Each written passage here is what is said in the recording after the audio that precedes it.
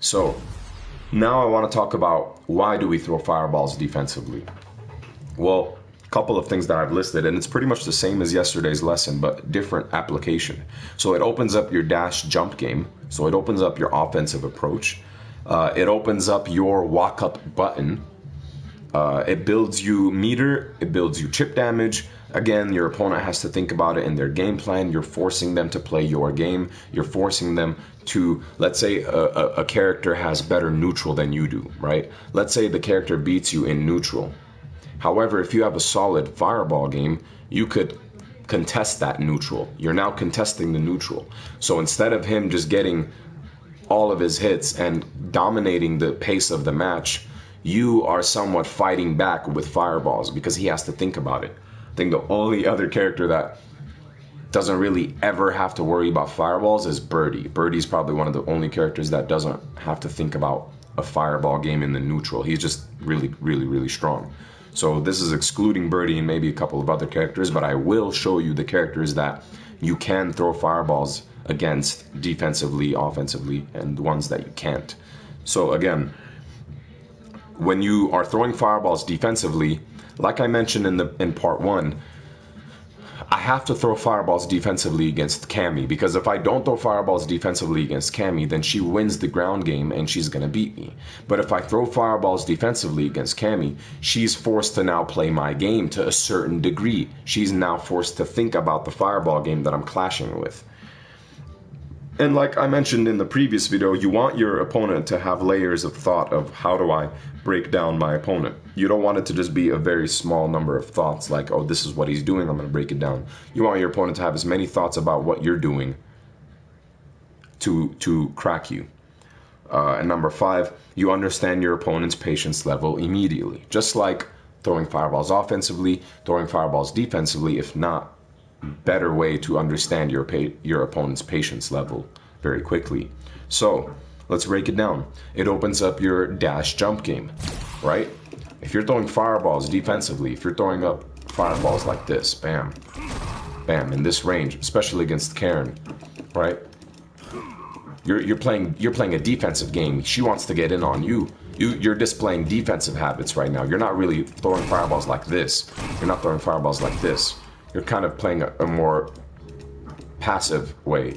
You're kind of playing defensive right now. You're showing defensive fireballs. Okay, well, if that's the case, the Karen player is going to be thinking about, well, I need to go on offense. I need to attack to get in on him, because right now he's playing defensive, and I don't have a way to chip him from far.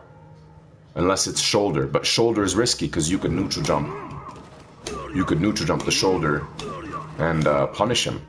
So you definitely have to throw fireballs, right? But once you start throwing fireballs defensively against Karen, notice that she, or the player, the Karen player, is going to be doing random preemptive shoulder attacks. This is to catch your fireball, and it's going to hit you out of the fireball. But now there's a mind game established, because if you were never throwing this, she would never have to do the shoulder.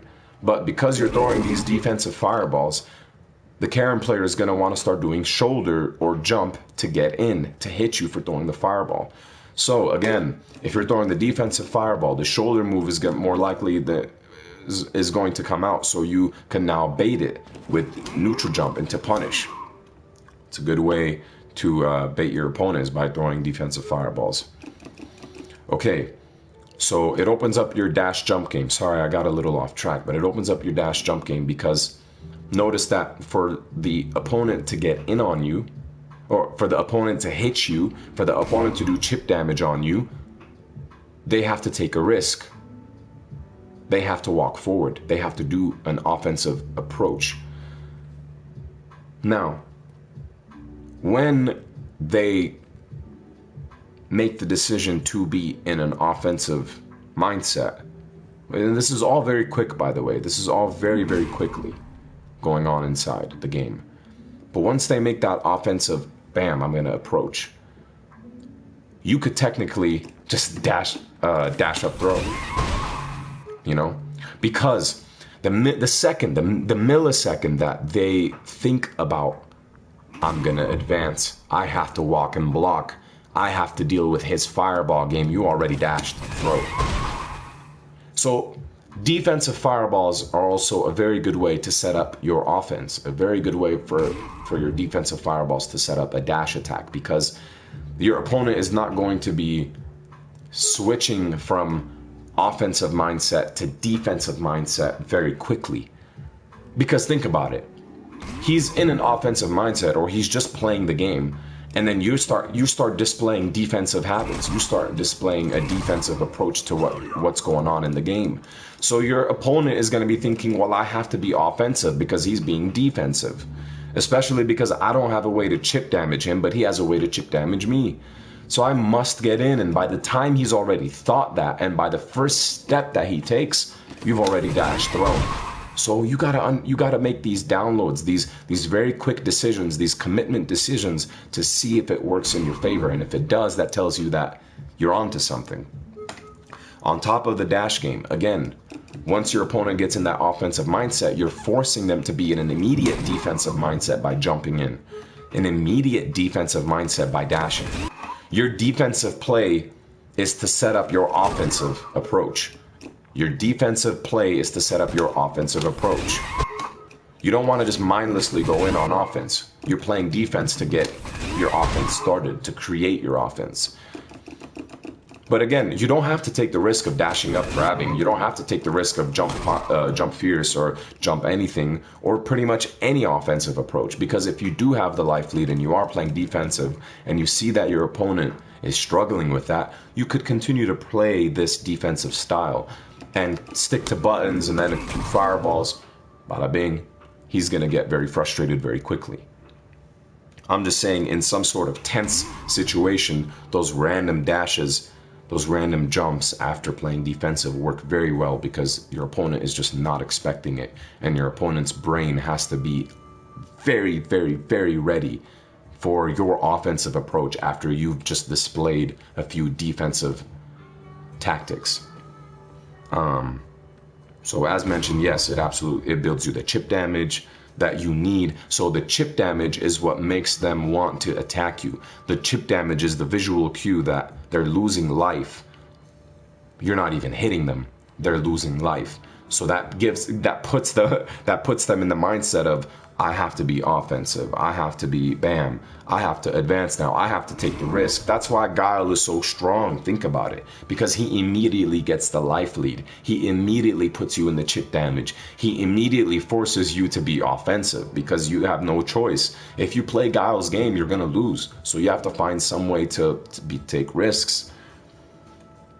And that's when you start messing with your opponent.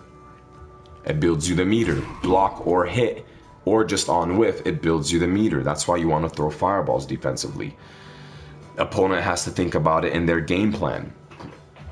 You might have a character that beats you in neutral. For example, how I used in part 1, Cammy against Ken. Cammy beats Ken in neutral. You throwing fireballs will force the Cammy player to think about the fireballs. Now the I don't know what, the scale is a little closer to being even, because if you just play the way that the matchup is supposed to be played, it's going to be like this, right? But if you start manipulating certain factors that are human problems, then you start getting a little closer to evening out a matchup. And that's not to say that, oh, it's just going to be 5-5 because you start throwing fireballs. No, it's very risky for you to throw fireballs. Everything that I'm teaching right now, keep in mind, it is extremely, extremely, extremely risky for you to throw fireballs in Street Fighter V, but it must be done. It is extremely risky. You shouldn't, I hate it, but you have to throw it. That's what sucks about it, is that you have to throw fireballs in this game. I think Mago is the one who told me that, or Tokido as well. Somebody said, you have to throw the fireballs even though they're bad. So keep that in your mind, and you could start messing with that any way that you can. And last but not least, on part 2, understand your opponent's patience level immediately. If you're playing a defensive game and these guys are just getting hit and hit with fireballs, then all right, I really don't have any reason to even respect you. You don't know how to You don't have to, like, you don't know how to deal with fireballs. You really don't know how to just walk and block, walk and block, walk and block, knowing that eventually I'm going to get nervous on throwing my fireballs. And even if I get nervous, I'm still a better thinker than you are, so I'm going to find a way to piss you off even more, you know?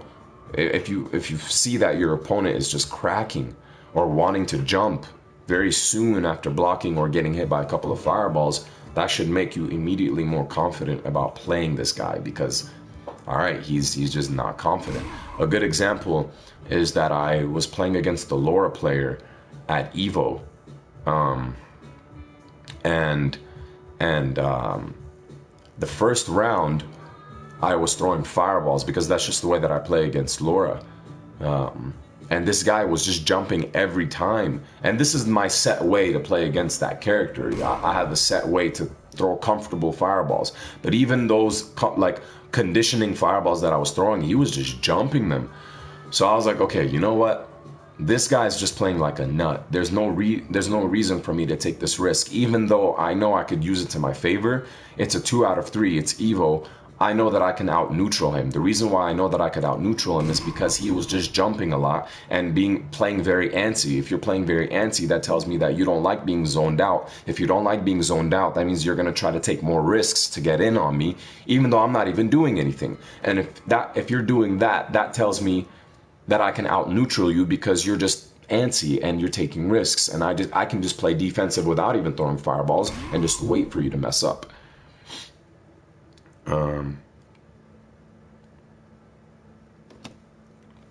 So yeah, and of course it's going to make them want to jump. Throwing defensive fireballs will make your opponent want to jump. Just natural. It's just going to happen. And then if they never jump, keep raining these shits until they jump, because the mind game begins when they jump. Even if they hit you, the mind games, the layers start happening once they jump, because then you start faking. That's when you start playing the mind game of, am I going to throw a fireball or not? So that's going to do it on part 2. That's going to do it on part 2. Why throw fireballs defensively?